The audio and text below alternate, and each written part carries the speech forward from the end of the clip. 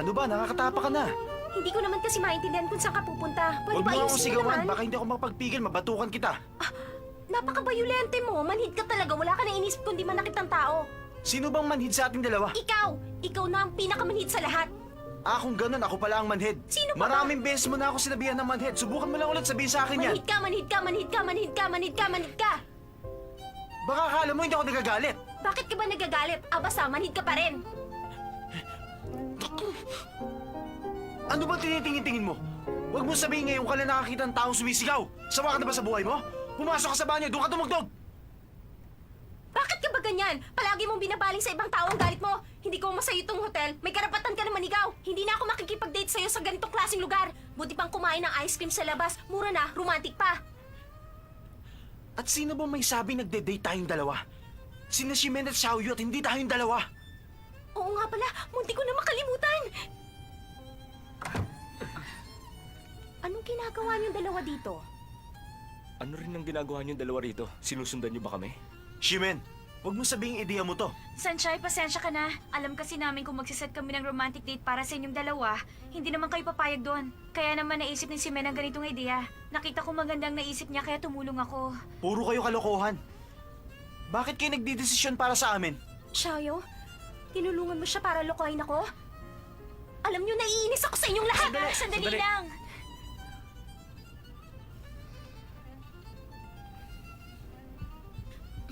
Nakakainis sila.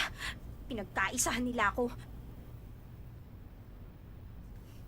Si Tao Mingse at yung playboy niyang kaibigan.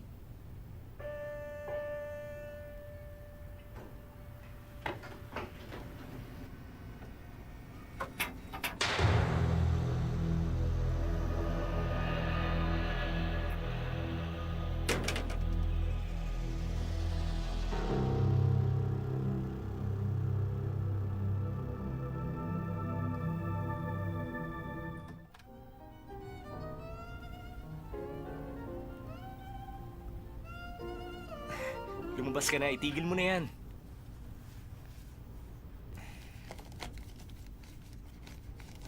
Sige na, pwede ka na umalis.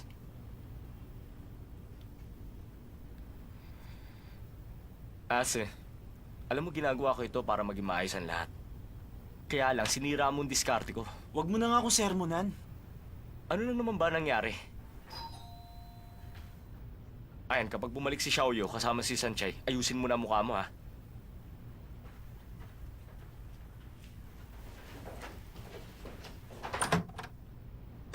Auntie?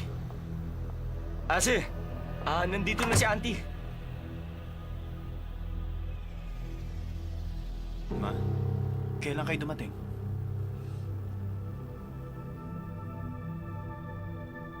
Kadarating ko lang. Dumiretso na ako dito dahil meron akong aayusin. Sinabi sa akin sa reception na nag-check-in ka raw ngayong araw na to. Kaya naisip kong puntahan ka. Ba't nga pala nandito ka sa hotel? Walang ibang dahilan. Auntie, ako po nagaya sa kanya. Gusto ko lang po kasi makausap siya ngayon. Naisip ko pong baka gabihin kami. Kaya ako na nagaya sa kanyang pumunta rito. Ase, hindi lang isang beses kong sinabi sa'yo ito. Mahaba nga ang buhay natin. Pero hindi ibig sabihin habang buhay kang bata.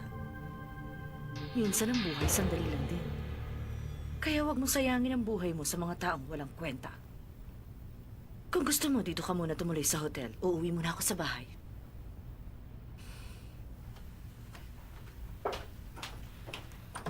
Mabuti na lang bago siya dumating nakaalis na si Sanchay at Xiaoyu.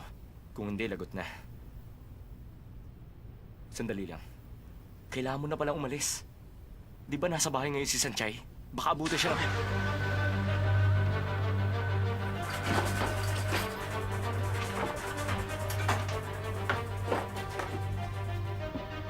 Habang wala ako dito, may nangyari bang hindi maganda? Wala po, madam.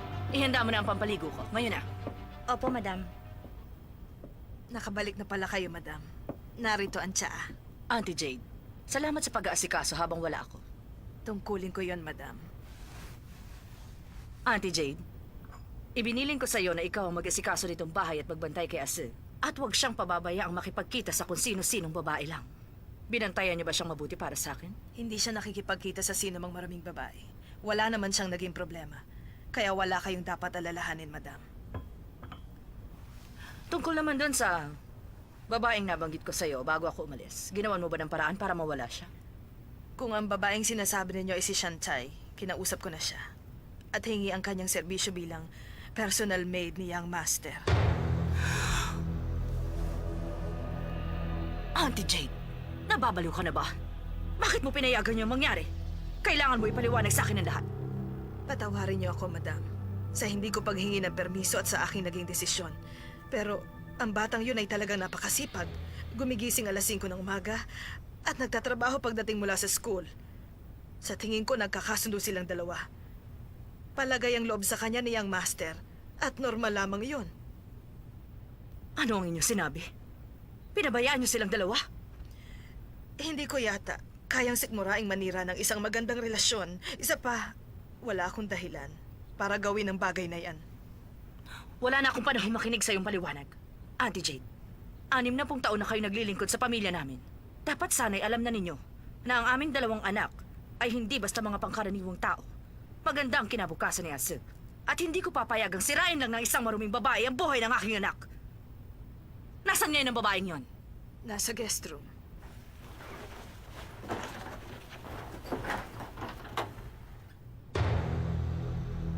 Auntie Jade, paano nyo nagawang papasukin ang isang hampas lupa at maruming babae dito sa aking pamamahay? Aalis na ako ngayon din. Pero wag niyo sisihin si Auntie Jade. Sandali lang. Magkano ba ang iyong kailangan? Ano yun? Sa simula pa, kinakalaban mo na ako. Pera lang naman ang habol mo, hindi ba? Magsabi ka lang ng halaga. Kahit magkano ang gusto mo, ibibigay ko sa iyo ng buo. Kapag nasa iyo na ang pera, kung maaari lang, layuan mo na ang anak ko. At kahit kailan, huwag ka na magpakita pa sa amin. Ang sabi mo dati, kulang ang 10 milyon. 50 milyon kaya? O gawin na natin 1 bilyon. Sabihin mo lang, magkano ba ang iyong kailangan? Madam, tigilan niyo na yan. Kung palalayasin niyo ang batang yan ngayon, hindi ko papayagang mangyari yan.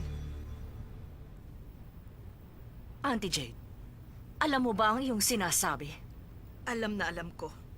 60 taong ko kayong pinaglingkuran. Maaaring nakalimutan na ninyo ang sinabi ng iyong ama bago pa man siya mamatay na maglilingkod ako sa pamilyang ito hanggang sa aking huling hininga. Bakit mo sinasabi yan? Anong ibig mong sabihin? Malinaw kong sinasabi. Kapag umalis ang batang yan ngayon dito sa bahay, hindi ko patatagalin ang buhay ko hanggang bukas.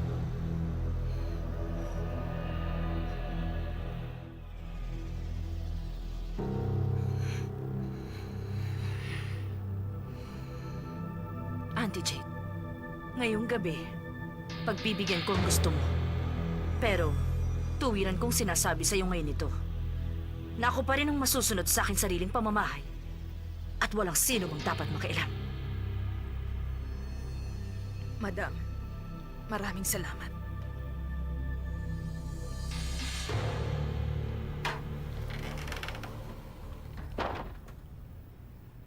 Pasensya na po. Salamat, Auntie Jade. Inaalala niyo po ako. Ang nakasimangot na mukhang yan, wag mong ipakita sa akin.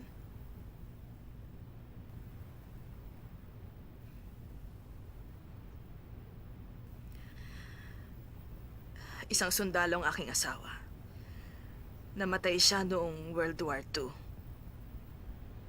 Noon ay 19 na taong gulang ako. Ang ama nila ang nag-aruga at kumalinga sa akin para hindi ako mamuhay sa kalye. Kaya nangako ako, gagawin ko ang lahat para sa pamilyang ito. Noong magbinata ang papa ni Naas, pinakasalan niya si Madam. At naging bunga nila sina Ma'am Cheche at Sir Daomings. Maraming taon ding naging masaya ang buong pamilya. Kaya lang, habang ang kanilang negosyo ay lumalaki, lumalaki din ang pagitan ng kanilang pagsasama. At ang higit na naapektuhan ay si Sir Daomings. Naaalala ko nga nung siya'y nasa 5 baitang. Madalas siyang umuwing puno ng dugo ang kanyang katawan. Noong Unang akala ko'y dumi lang. Pero hindi pala. Hindi ko akalaing ang dugong yun ay galing sa mga taong walang awa niyang sinasaktan. Si Sir at si Madam, tinatapatan nila ng pera ang lahat. Kaya nga, si Sir Dao Mingse, habang tumatagal, lalong lumalala. Pero nung ako'y nagbalik, malaki ang ipinagbago niya. Tinulungan mo siyang magbago. Nako, hindi po Auntie Jade. Wala po akong ginawang tulong. Nagkataon lang po sa school na hindi ako sanay na niyayabangan. Kaya nagkaroon po kami ng matinding pagtatalo. At yun po ang pagkakataon na nasuntok siya sa mukha. Ang galing mo pala talaga. Alam mo ba, dito walang nakakagawa sa kanya ng ganon. Simula nang ikasal ang kapatid niya, walang sino man dito sa bahay nakapigil sa kanya. Pero pagkatapos ng away namin yun, alam nyo, maganda na ang trato niya sa akin. Teka, siya nga pala. Hindi ka maaaring umalis. Gagamitin ko ang buhay ko para protektahan ka.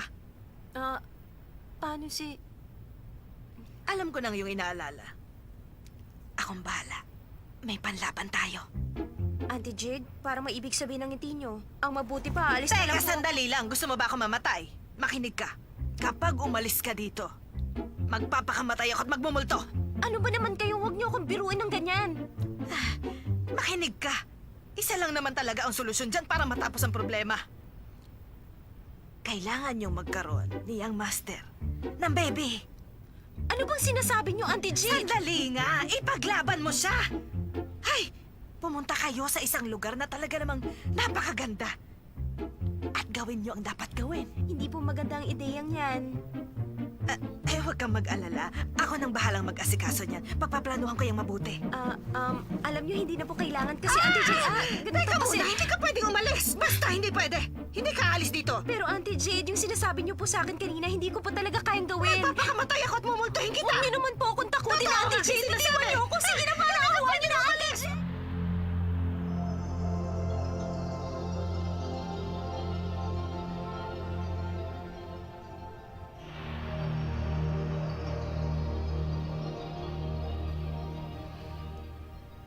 Pinatungtong mo na naman ang maruming babaeng yun dito sa bahay.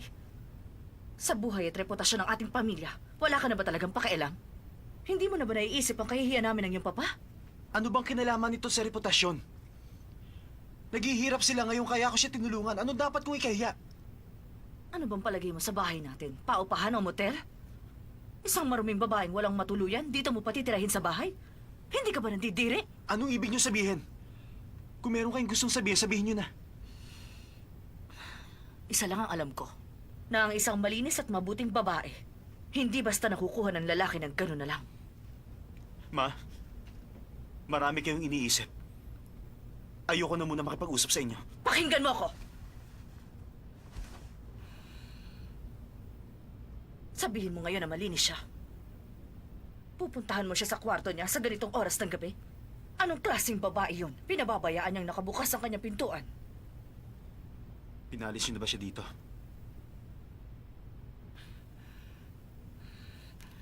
Huling beses ko na sasabihin sa'yo ito. Walang karapatang tumira ang babaeng yan dito sa bahay. Huwag mo nang sayangin ang iyong oras. Wala na tayong pag-uusapan.